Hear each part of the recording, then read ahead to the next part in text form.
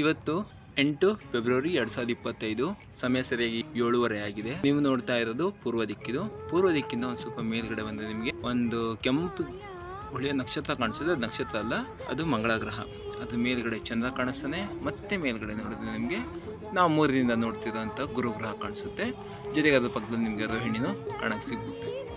ಇವುಗಳ ಮಧ್ಯದಲ್ಲಿ ಈ ಮೂರು ಆಬ್ಜೆಕ್ಟ್ ಏನು ಇವಾಗ ನಾನು ತೋರಿಸಿದ್ನಲ್ಲ, ಅದು ಮಧ್ಯದಿಂದ ಒಂದು ಸ್ವಲ್ಪ ದಕ್ಷಿಣ ಸೈಡ್ ಆಗೋದು ನಿಮಗೆ ಇನ್ನೊಂದು ಕೆಂಪು ನಕ್ಷತ್ರ ಕಾಣಿಸುತ್ತೆ ದೊಡ್ಡದು. ಆ ನಕ್ಷತ್ರ ಒಂದು ಆರಿದ್ರ ನಕ್ಷತ್ರ, ಅದು ನಾಳೆ ನಕ್ಷತ್ರ. ಬಟ್ ಇವತ್ತಿನ ನಕ್ಷತ್ರ ಒಂದು ಮೃಗಶಿರ ನಕ್ಷತ್ರ. ಈ ನಕ್ಷತ್ರ ಜೊತೆಗೆ ಈ ಆರಿದ್ರ ಮತ್ತು ಇದನ್ನು ನಾನೇನು ಅನ್ನೋದು ಬೆಟಲ್ ಜೀಸ್ ಮತ್ತು ಬೆಲಾಟ್ರಿಕ್ಸ್ ಅವುಗಳ ಮಧ್ಯದಲ್ಲಿ ಇನ್ನೊಂದಿದೆ, ಲ್ಯಾಂಬ್ಡಾ ಓರಿಯಾನಿಸ್ ಅಂತ.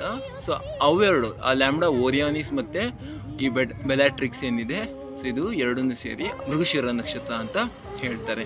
ಮೃಗಶಿರ ನಕ್ಷತ್ರ ಇವತ್ತಿನ ನಕ್ಷತ್ರ, ಆರಿದ್ರ ನಕ್ಷತ್ರ ನಾಳೆ ನಕ್ಷತ್ರ.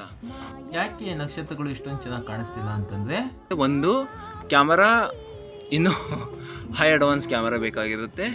ಇಲ್ಲ ಇನ್ನೊಂದೇನಂತಂದರೆ, ಚಂದ್ರ ಯಾವಾಗ ಆಕಾಶದಲ್ಲಿ ಇರ್ತಾನೆ ಆವತ್ತು ನಕ್ಷತ್ರಗಳ ವೀಕ್ಷಣೆಗೆ ಸೂಕ್ತ ಸಮಯವಲ್ಲ. ಆದಷ್ಟು ನೀವು ಅವಾಯ್ಡ್ ಮಾಡ್ಬೋದು.